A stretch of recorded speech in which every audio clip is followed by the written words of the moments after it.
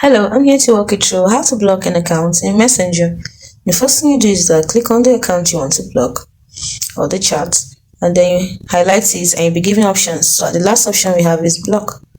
Here, you can block the account. Now, blocking someone unfriends them and they won't be able to find your profile. It will also prevent them from calling or messaging you outside of groups. But don't worry, they won't be notified if you block them.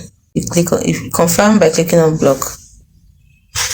You can also access block accounts from the left by clicking on the three lines at the top left corner over here, clicking on settings, scroll down to privacy and safety, then click on block accounts, and you can also add an account by clicking on plus sign over here, and then you add the account from here, the account that you want to block. So you choose the account you want to block and you block the account. Simple.